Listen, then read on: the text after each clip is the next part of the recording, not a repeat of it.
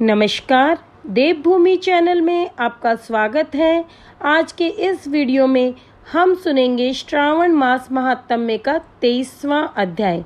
अभी तक के अध्याय में आपने एकादशी, द्वादशी, त्रयोदशी, चतुर्दशी, पूर्णमासी, चतुर्थी, पंचमी, षष्ठी, सप्तमी, अष्टमी इन सब व्रतों की महत्ता सुनी। कैसे ये व्रत करने चाहिए, इन व्रत को करने से क्या फल मिलते हैं और क्या इस व्रत के उद्यापन विधि है। आज के इस अध्याय में हम जानेंगे कि कृष्ण जन्माष्टमी व्रत किस प्रकार से किया जाता है और क्या इसका महत्व है श्रावण मास में। तो आइए अध्याय आरंभ करते हैं।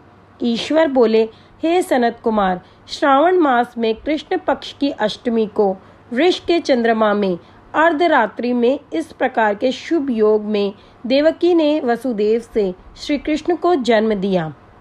सूर्य के सिंह राशि में प्रवेश करने पर इस श्रेष्ठ महोत्सव को करना चाहिए। सप्तमी के दिन अल्प आहार करें। इस दिन दंत धावन करके उपवास के नियम का पालन करें और जितेंद्रिय होकर रात में शयन करें।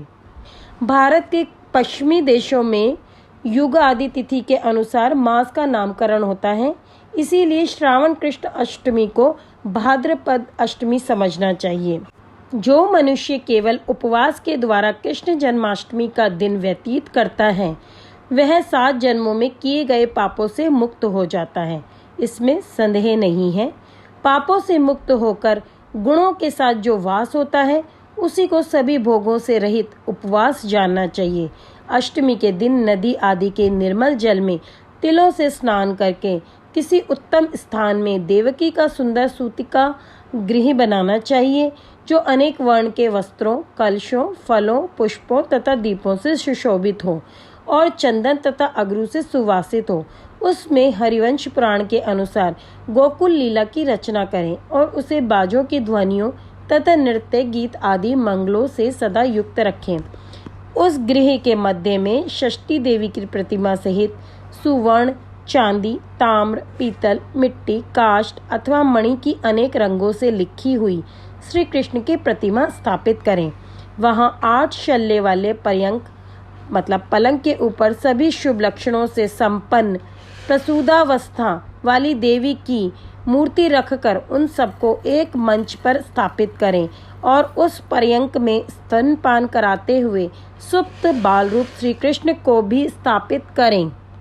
उस सूतिका गृह में एक स्थान पर कन्या को जन्म दी हुई यशोदा को भी कृष्ण के समीप लिखें। साथ ही साथ हाथ जोड़े हुए देवताओं, यशो, विद्याधरों तथा अन्य देवयोनियों को भी लिखें और वहीं पर खड़ग तथा ढाल धारण करके खड़े हुए वासुदेव को भी लिखें। इस प्रकार कश्यप के रूप में अवतीर्ण वसुदेव जी, अदिति स्वरूपा देवकी, शेषनाग के अवतार बलराम, अदिति के ही अंश से प्रादुर्भूत यशोदा, दक्ष प्रजापति के अवतार नंद, ब्रह्मा के अवतार गर्गचार्य, सभी अप्सराओं के रूप में प्रकट, गोपिका वृंद देवताओं के रूप में जन्म लेने वाले गोपगण, काल में नेमी स्वरूप कंस, उस कंस के द्वारा व्रज में भेजे गए वृषासुर, वत्सासुर, कुवलयापीण, केशी आदि असुर, हाथों में शस्त्र लिए हुए दानव तथा यमुना दह में स्थित काली नाग, इन सबको वहां चित्रित करना चाहिए। इस प्रकार पहले इन्हें बनाकर श्री कृष्ण ने जो कुछ भी लीलाएं की हैं, उन्हें भी अंकित करके भक्ति परायण होकर प्रयत्न पूर्वक 16 उपचारों से देवकी इस मंत्र के द्वारा उनकी पूजा करनी चाहिए। वेणु तथा वीणा की ध्वनि के द्वारा गान करते हुए प्रधान किन्नरों से निरंतर जिनकी स्तुति की जाती है, हाथों में भृंगगारी, दर्पण, दूर्वा, दधि कलश लिए हुए किन्नर जिनकी सेवा कर रहे हैं, जो शैया के ऊपर सुंदर आसन पर भली भांति विराजमान हैं, जो अत्यंत प्रसन्न मुखमंडल वाली हैं तथा पुत्र से शोभायमान हैं, वे देवताओं की माता तथा विजय सुत सूता देवी देवकी अपने पति वासुदेव सहित सुशोभित हो रही है। उसके बाद विधि जानने वाले मनुष्य को चाहिए कि आदि में प्रणव तथा अंत में नमः से युक्त करके अलग अलग सभी के नामों का उच्चारण करके सभी पापों से मुक्ति के लिए देवकी, वसुदेव, वासुदेव, बलदेव, नंद तथा यशोदा की पृथक पृथक पूजा करनी चाहिए। उसके बाद चंद्रमा के उदय होने पर श्री हरि का स्मरण करते हुए चंद्रमा को अर्घ्य प्रदान करें। इस प्रकार कहना चाहिए, हे क्षीर सागर से प्रादुर्भूत, हे अत्रि गोत्र में उत्पन्न, आपको नमस्कार है। हे रोहिणी कांत, मेरे इस अर्घ्य को आप स्वीकार कीजिए।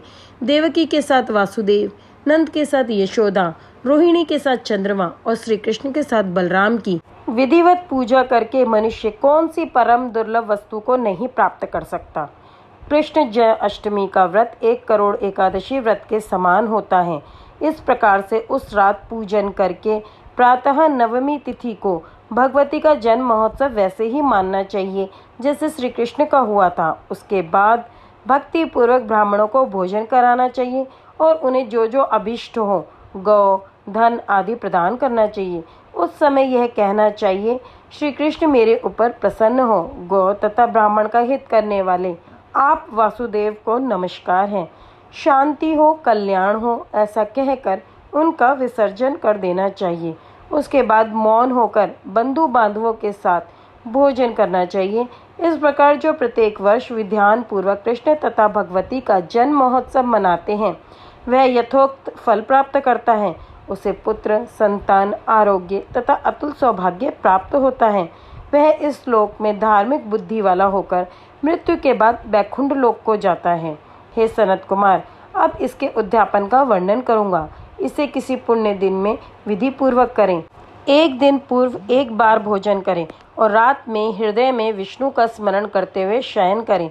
इसके बाद प्रातः काल संध्या आदि कृत्य संपन्न करके ब्राह्मणों स्वस्ति वाचन कराएं और आचार्य का वर्ण करके ऋतुजों की पूजा करें। इसके बाद वित्त शाठ्य से रहित होकर 1 पल अथवा उसके आधे अथवा उसके भी आधे पल सुवर्ण की प्रतिमा बनवानी चाहिए और इसके बाद रचित मंडप में मंडल के भीतर ब्रह्मा आदि देवताओं की स्थापना करें। इसके बाद वहां तांबे अथवा मिट्टी का एक घट स्थापित करें और उसके ऊपर चांदी या बांस का एक पात्र रखें। उसमें गोविंद की प्रतिमा रखकर वस्त्र से ढककर व्यक्ति 16 उपचारों से वैदिक तथा तांत्रिक मंत्रों के द्वारा विधिवत पूजन करें। इसके बाद शंख में पुष्प, फल, चंदन तथा नारिकेल फल सहित शुद्ध जल लेकर पृथ्वी पर घुटने टेक कर यह कहते हुए देवकी सहित भगवान श्री कृष्ण को अर्घ्य प्रदान करें। कंस के वध के लिए, पृथ्वी का भार उतारने के लिए, कौरवों के विनाश के लिए तथा दैत्यों के संहार के लिए आपने अवतार लिया है। हे हरे, मेरे द्वारा प्रदत्त इस अर्घ्य को आप देवकी सहित ग्रहण करें। इसके बाद बुद्धिमान को चाहिए कि चंद्रमा को पूर्वोक्त विधि से अर्घ्य प्रदान करें, पुनः भगवान से प्रार्थना करें। मतलब इसके बाद भक्त को चाहिए कि जो चंद्रमा भगवान हैं, चंद्रमा जी को पूर्वोक्त यानी जो अभी इसी अध्याय में आपको पहले विधि बताई गई है, उस विधि के द्वारा अर्घ्य प्रदान करें और फिर भगवान से प्रार्थना करें, हे जगन्नाथ, हे देवकी पुत्र, हे प्रभु, हे वसुदेव पुत्र, हे अनंत, आपको नमस्कार है। भव सागर से मेरी रक्षा कीजिए। इस प्रकार देवेश्वर से प्रार्थना करके रात्रि में जागरण करना चाहिए। पुनः प्रातः काल शुद्ध जल में स्नान करके जनार्दन का पूजन खीर, तिल और घृत से मूल मंत्र के द्वारा भक्ति पूर्वक 108 आहुति देकर पुरुष सूक्त से हवन करें और पुनः इदम विष्णुर्वि चक्र में इस मंत्र से केवल घृत की आहुतियाँ देनी चाहिए।